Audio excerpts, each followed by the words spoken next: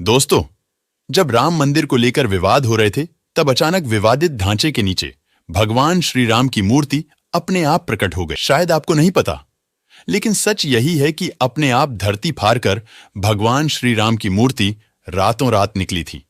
और जब सुबह लोगों ने देखा तो राम भक्तों की वहां पर भीड़ लग गई थी। दोस्तों, 500 सालों का लंबा सफर आज कहीं राम भक्तों के लिए सच होता दिख रहा है। जब आज से करीब 492 साल पहले साल 1538 में बाबर की सेवा अयोध्या पहुंचती है। कहा जाता है कि तभी बाबर के सेनापति अमीर बाकी ने उसे मंदिर को तुरवाया, जिस पर करोड़ों हिंदुओं की आस्था टिकी हुई थी, और उसकी जगह मस्जिद बना दी गई। आखिर 1538 से पहले वहां पर भगवान श्री राम का कैसा मंदिर हुआ करता था? उसके बाद कैसे एक लंबी लड़ाई शुरू होती है, जो 500 साल बाद आज जाकर जीत में बदल रही है? यह 500 सालों का संघर्ष आखिर कैसे तय किया गया? इनमें आखिर क्या क्या घटनाएं हुई? आज राम मंदिर के इतिहास के बारे में पूरा डिटेल में जानेंगे आप। लेकिन उससे पहले गुलशन एजुकेशन टिप्स यूट्यूब चैनल को लाइक करें, और सब्सक्राइब नहीं किए हैं तो सब्सक्राइब भी करें, और कमेंट में जय श्री राम जरूर लिखें। दोस्तों, अयोध्या के अंदर भगवान श्री राम का मंदिर बनकर तैयार हो चुका है। इतना ही नहीं, 22 जनवरी को यहां पर भगवान श्री राम की प्राण प्रतिष्ठा भी करवा दी जाएगी। वह राम मंदिर है जिसको बनते हुए देखना करोड़ों भारतीयों का एक सपना था, क्योंकि इसी जगह पर भगवान श्री राम का जन्म हुआ था, और इसे पाने के लिए लगातार 500 सालों तक संघर्ष करना पड़ा। इनमें से कई लोग तो ऐसे थे जिन्होंने पूरी जिंदगी कोर्ट कचहरी में लड़ाई लड़ते गुजरती। जिंदगी चली गई, कितने लोग लड़ाई में मारे गए। इतना भी आसान नहीं था राम मंदिर के बनने का यह सफर। अब चलिए थोड़ा इतिहास में पीछे चलते हैं और शुरुआत से इस मुद्दे को डिटेल में आपको बताते हैं। 1538 के बाद क्या हुआ, यह तो सब लोग जानते हैं। उससे पहले आखिर क्या हुआ था, उसके बारे में बहुत कम लोगों को पता है। कहा जाता है कि उस समय अयोध्या पर सूर्यवंशियों का राज कई वर्षों तक रहा था, और यहीं पर श्री राम का जन्म राजा दशरथ के महल में हुआ। कहते हैं कि भगवान श्री राम के जल समाधि लेने के पश्चात अयोध्या कुछ कल के लिए यूजर्स हो गई थी, लेकिन उनकी जन्मभूमि पर बना महल वैसे का वैसा ही था।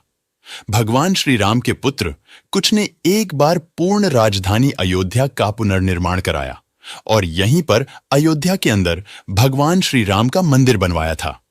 अकेले अयोध्या के अंदर सीताराम जी के करीब 3005 मंदिर थे। इसके बाद बीच में जब मंदिरों की हालत लंबे समय के चलते काफी खराब हो गई थी, तो कुछ राजाओं ने उन्हें ठीक भी करवाया था। इस तरह समय बीतने के साथ साल आता है। 1527 का दिल्ली पर उस समय इब्राहिम लोदी का राज्य था। इस 21 अप्रैल 1526 को पानीपत के नजदीक इब्राहिम लोदी को हराकर बाबर ने दिल्ली पर कब्जा कर लिया। उसके कुछ समय बाद 1527 में बाबर की सेवा अयोध्या पहुंचती है, और ऐसा बताया जाता है कि बाबर का एक सेनापति था, आमिर बाकी, जिसे भगवान श्री राम के मंदिर को तुरवाकर ध्वस्त कर दिया, और उसकी जगह एक मस्जिद को बना दिया गया, जिसे बाद में बाबरी मस्जिद कहा गया। और यह घटना हिंदू लोगों के आस्था पर बहुत बड़ी चोट थी। कहा जाता है कि बाबरी मस्जिद के बनने के काफी समय बाद जयपुर के राजा जय सिंह द्वितीय कोशिश करते हैं कि वह मस्जिद वाली जमीन वापस मिल जाए, लेकिन उनकी कोष्ठ तो रंग नहीं। यह बात 1717 की है, लेकिन उन्होंने इतना जरूर कर दिया था कि मस्जिद के पास एक राम चबूतरा बना देते हैं, ताकि हिंदू वहां पर पूजा कर पाए। कहा जाता है कि अकबर और जहांगीर के शासनकाल में हिंदुओं को यह भूमि एक चबूतरे के रूप से सौंप दी गई थी, लेकिन इसके बाद एक बार फिर क्रूज शासक औरंगजेब ने अपने पूर्वज बाबर के सपने को पूरा करते हुए यहां मस्जिद का निर्माण कर उसे बाबरी मस्जिद रख दिया था। चबूतरे होने की बात यूरोपीय ज्योग्राफर जोसेफ टैंडालेर ने भी कही थी।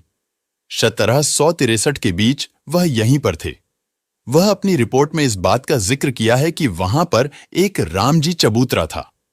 यह वह वक्त था जब मुसलमान मस्जिद के अंदर नमाज पढ़ते थे और हिंदू बाहर चबूतरे पर पूजा किया करते थे।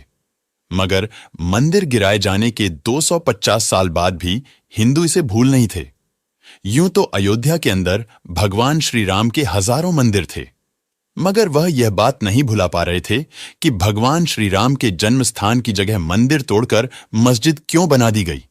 1813 में हिंदुओं की तरफ से दावा किया जाता है कि जिस जगह पर बाबरी मस्जिद को बनवाया गया था उसी जगह पर रामलाल का जन्म हुआ था।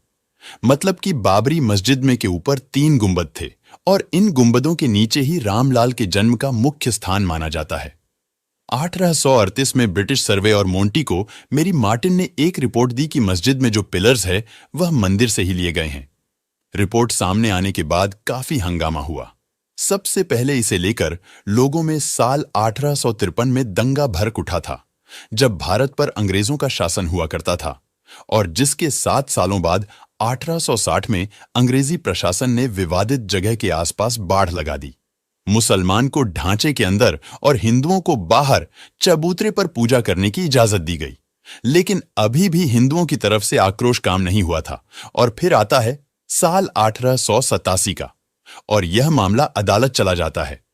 निर्मोही अखाड़े के महंत रघुवर दास द्वारा चबूतरे पर मंदिर बनवाने की अदालत से मांग की, मगर वह भी खारिज हो गई। भले ही जैसे तैसे करके अंग्रेजों ने एक बार के लिए इस विवाद को शांत करवा दिया, लेकिन कई सालों बीतने के बाद इसका असली विवाद शुरू हुआ। फिर 1900 को अचानक सुबह जो विवादित ढांचा था उसके अंदर भगवान श्री राम की एक मूर्ति मिली।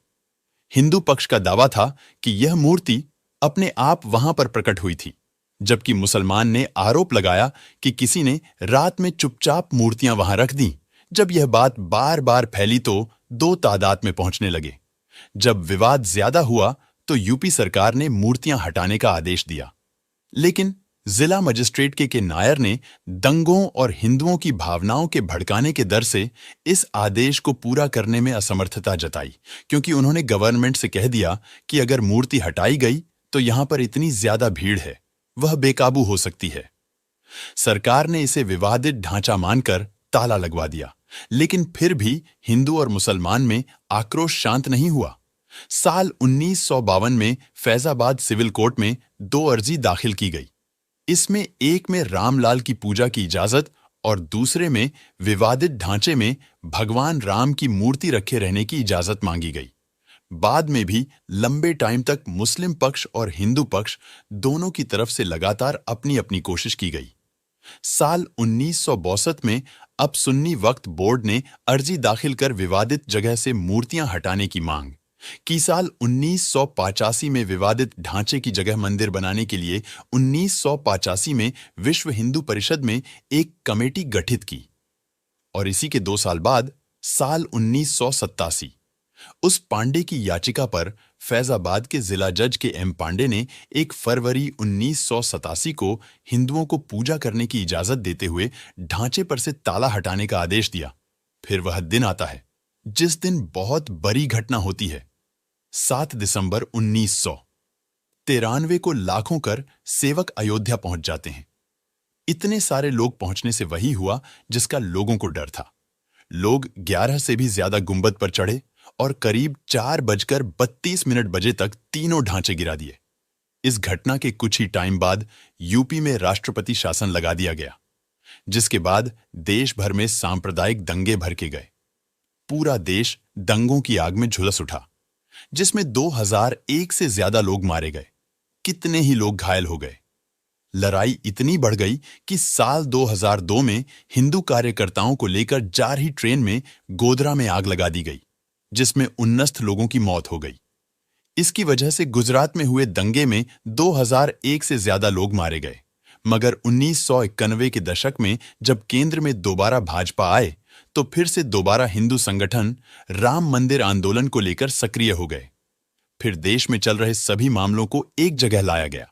बाद में इस मामले की जांच के लिए आर्कियोलॉजिकल सर्वे ऑफ इंडिया को कहा गया, ताकि यह पता चल सके कि उसे मस्जिद के नीचे आखिर पहले क्या था। एएसआई ने अपनी रिपोर्ट में कहा कि जिस जगह यह विवादित ढांचा था उसके नीचे मिले अवशेषों से यह बात साबित होती है कि वहां पहले हिंदू मंदिर था, और यह सरकार के सामने और कोर्ट के सामने सबसे बड़ा साइंटिफिक प्रूफ था कि वाकई में उसे विवादित जगह के नीचे भगवान श्री राम का पहला मंदिर था। साल 2009 में इलाहाबाद हाईकोर्ट ने अपने फैसले में विवादित स्थल को सुन्नी वक्त, बोर्ड रामलला विराजमान और निर्मोही अखाड़ा के बीच 3 बराबर हिस्सों में बांटने का आदेश दिया।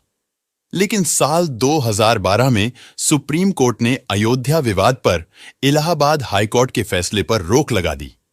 लंबी सुनवाई के बाद 9 नवंबर 2019 को सुप्रीम कोर्ट के 5 जजों की बेंच ने राम मंदिर के पक्ष में फैसला सुनाया, जिसमें 2.77 एकड़ विवादित जमीन हिंदू पक्ष को मिली।